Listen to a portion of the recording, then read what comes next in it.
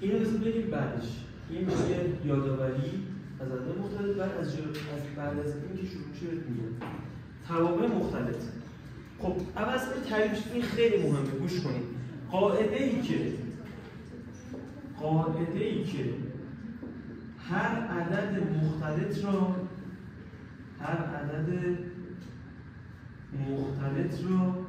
یعنی z مساوی است x برابر i y را انداز می‌نویسم. z مساوی است x برابر i y را به یک یا چند عدد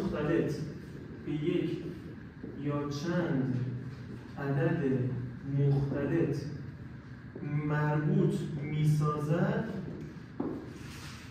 تابع مختلط می‌گویند. یه لحظه گوش کنید. این رو خوب گوش کنید.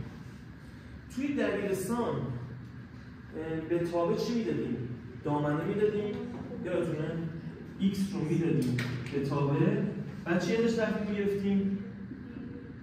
بعد f x رو که همون چی بود؟ همون برد بود. یعنی دامنه رو میدادیم، برد رو تحویل میگرفتیم. اینجا z رو میدیم، z یعنی چی؟ عدد مختلط رو میدیم به عنوان دامنه میدیم، بعد چی رو تحویل میگیریم؟ fz رو تحویل میگیریم که fz میگیرن همون با نماد w هم نشون میدن. fz یه w.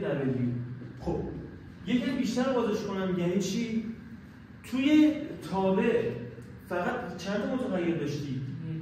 ولی اینجا تو z چند تا متغیر داشتی؟ 2 تا متغیر. میخوام شکلی بهتون نشون بدم، خیلی مهمه شکلش. شما یه صفحه داری x و y، این z درسته اینجا. این چیه؟ این جزء چیه؟ این جزء دامنه هست دیگه، همین دامنه است. ولی توی دبیرستان تابع چی بود؟ این x بود، این چی بود؟ این برد بود، یادتونه؟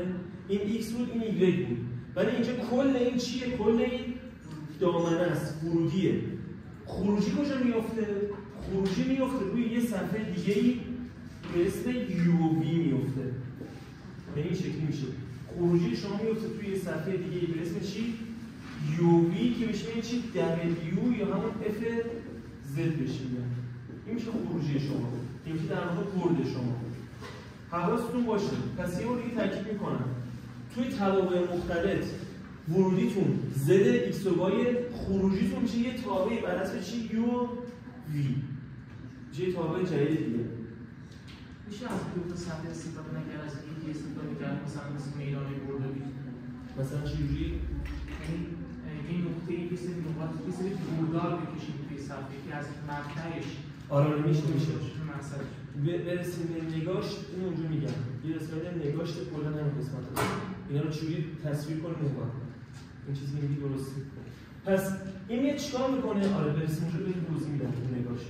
این میاد یه فضای دامنه رو که x و y، چون z x و y تبدیل میکنه به w که در واقع چیه؟ v و u. این میاد به این شکل این دامنه شماست و این هم چیه؟ برد شماست. خب این راجع به این قسمت که در واقع باید در نظر داشته باشین و اینم خدمتتون گفتم. خب